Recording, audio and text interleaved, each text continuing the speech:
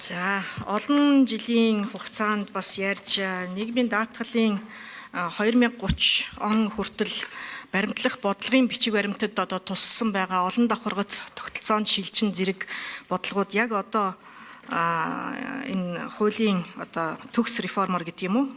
За бас төгсч бас биш юм а. Ямар ч байсан ингэ төгсрүүлэх оролдлого хийж ийм асуудлуудыг оруулж ирж байгаад юуны юм одоо учрал ерөнхий сайдын засгийн газарт бас баяр хүргэмээр байна. Бид нар үнэхээр одоо мөнгө байхгүй гэдэг энэ хаалтын улмаас ердөөсөө одоо сайн хэрэгжүүлж чадахгүй, тэгээд одоо тэтгэврээ тухай бүрээ одоо итгэлцүүрээ бас шинжилж чадахгүй, баг одоо нэмсээр байгаа сүүлдээ асуудлууд нь хуримтлагдаад тэгээд одоо нийгмийн шахалт шаардлагаар улс төрийн одоо бас алдаатай бодлогуудыг гаргаж өнөөдрийн одоо нийгмийн даатгалын систем бол ер нь маш хүнд нөхцөл байдалд орсон байгаа гэдгийг бол бүгд хүлээн зөвшөөрж байгаа.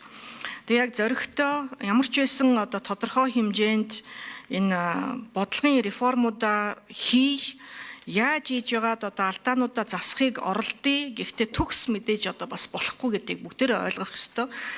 Хүн болгонд таалагдах асуудал бол биш ээ гэдгийг бас ойлгох хэрэгтэй. За нийгмийн даатгалын асуудал бол өөрөө халамжийн бодлого биш, улсын төсвөөр одоо бас явдаг асуудал. Уг нь бол бас биш.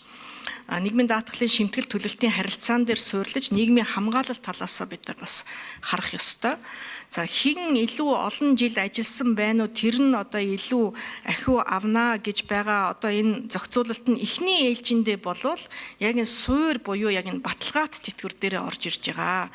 Тэр хэн олон жил одоо ажилласан байна уу, тэр арай ахиу энэ баталгаат тэтгэврээ тогтоолох нь байна.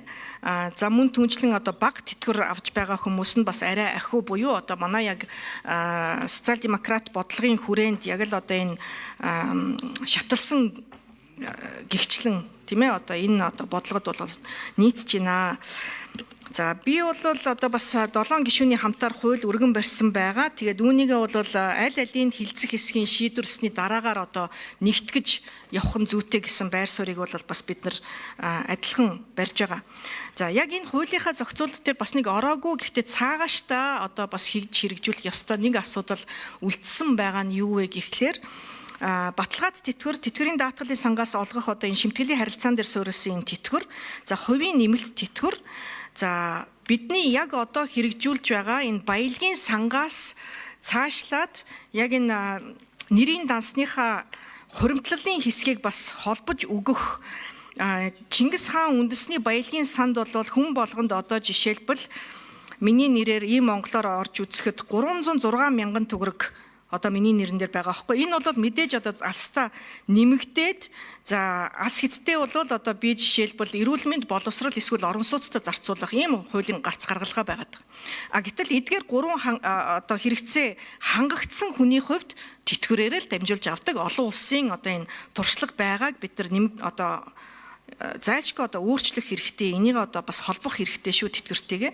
За 2 жилийн өмнөөс тэтгэврийн шимтгэлийн 17%-ийн 2% шимтгэлийг одоо бодит мөнгөөр нь одоо хуримтлуулна гэд энэ миний тэтгэврийн мөнгөн хуримтлал гэж бас ийм Монгол дээр уг нь бас цэс байгаад байгаа. Тэгээ энийг уг нь бол мөнгөжүүлэх ёстой байтал тодорхой хэмжээнд бас мөнгөжүүлж чадаагүй юм байна гэдгийг би өөрөө одоо энэ үлдэгдлээсээ харж ийн л да. Над дээр 847 мянган төгрөг яг бичигдсэн байгаад байгаа байхгүй. Гэтэл яг сар бүрийн 2% шимтгэлийг бодвол хамаагүй илүү байгаад байгаа. Тэгэхээр энийг бас нийлүүл